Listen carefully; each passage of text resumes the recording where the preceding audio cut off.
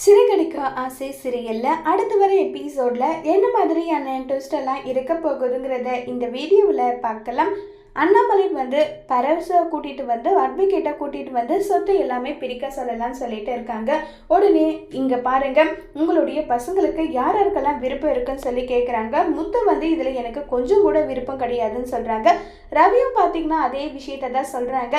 இங்க பாருங்கப்பா, இந்த சொத்து நீங்க இருக்கிற வரைக்கும் இப்படியும் இருக்கட்டும், இது தேவையில்லைப்பான்னு சொல்லிட்டெல்லாம் இருக்காங்க. உடனே மனோஜ் இங்க பாருங்க, உங்களுக்கு தேவையா இருந்தா நீங்க வச்சுக்கோங்க, வச்சுக்காம போங்க. என் சொத்து என் பங்கு பிரிச்சு கொடுக்குறேன்னு அப்பா சொல்றதுல என்ன தப்பு இருக்குன்னு எல்லாம் சொல்லிட்டு பேசிக்கிட்டெல்லாம் இருக்காங்க. இப்போ உடனே சரி, மருமகளுங்களும் இதுக்கு ஒத்துழைச்சு கையெழுத்து போடணும்னு சொல்றாங்க.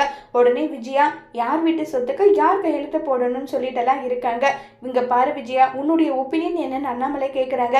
இங்க பாருங்க, இது என்னுடைய அப்பா எனக்கு கொடுத்த வீடு, இது என் பேர்ல மட்டும்தான் இருக்கணும்னு விஜயா சொன்னதும் கரெக்டு தான் விஜயா, நீ இப்படி எல்லாம் சொல்லுவேன்னு எனக்கு தெரியும். என்னுடைய அம்மா எனக்கு கொடுத்த பங்கு, என் அம்மா கொடுத்த பங்குல இருக்கிற சொத்தை தான் நான் பிரிச்சு கொடுக்குறேன்னு தவிர இது கிடையாதுன்னு சொல்லிட்டெல்லாம் இருக்காங்க. இப்ப மருமகளுங்களுக்கு என்ன விருப்பம்னு சொல்லி கேட்குறாங்க. மீனா இல்ல, அவங்க கடன் பட்டா அதை எப்படி அடைக்கணுன்றது அவங்க தான் முடிவு பண்ணணும். என் புருஷனுக்கும் இதுல விருப்பம் இல்லை, எனக்கும் இதுல விருப்பம் இல்லைன்னு சொல்றாங்க. ஸ்ருதி கேள்வி கேட்குறாங்க. ரவிக்கு இதுல விருப்பம் இல்லை, அதனால எனக்கும் விருப்பம் இல்லைன்னு சொல்றாங்க. ரோகிணி, நீ என்ன சொல்றேன்னு சொல்லிட்டு கேட்குறாங்க.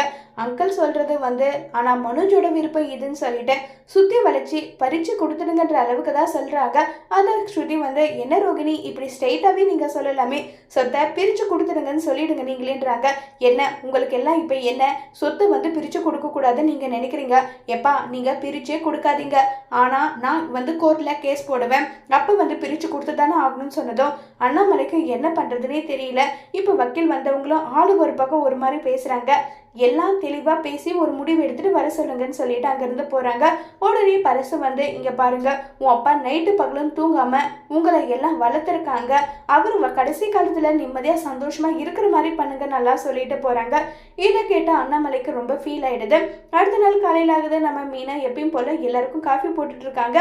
அண்ணாமலை மட்டும் வரதே இல்லை. இது மீனுக்கு ஒரு மாதிரி கஷ்டமா நேராக போயிட்டு சாமி ரூம்ல வேண்டிட்டு இருக்காங்க.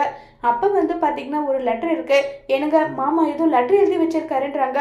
படி மீனான்னு சொன்னது, என்னை யாரும் தேடாதீங்க, நான் பத்திரமா தான் இருக்கேன், வர வேண்டிய நேரத்துல வருவேன் அப்படின்ற மாதிரி எழுதியிருக்கு.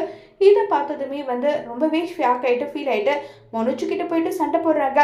அப்பா வீட்டை விட்டு போயிருக்கிறதுக்கு காரணம் நீ தான், அவர் எங்க போயிருப்பாருன்னு எனக்கு தெரியும், அது ஒரே ஒரு வழிதான் இருக்கு, நாங்க போறோம்னு சொல்லிட்டு ரவி, முத்து, மீனான் 3 பேரும் கிளம்பி போயிடுறாங்க. இப்போ மனோஜ்க்கு என்ன பண்ணுறதுன்னு தெரியாமல் மனோஜ் ஒரு பக்கம் கோவமா ரோகிணியை கண்டபடி பேசிட்டு இருக்காங்க. இது எல்லா பிரச்சனைக்கு காரணம் நீ தான், உன்னால தான் இவ்வளோ பிரச்சனை நடந்தது, நீ மட்டும் பெரிய டீலர்ஸை பிடிக்கலனா இந்த அளவுக்கு பிரச்சனையே வந்திருக்காது இல்லைன்னு நல்லா சொல்லிட்டு ரொம்பவே கோவப்பட்டு பேசுகிறாங்க. இதை கேட்டு ரோகிணி கோவப்படுறாங்க. அதோட இந்த எபிசோட முடிச்சிருக்காங்க.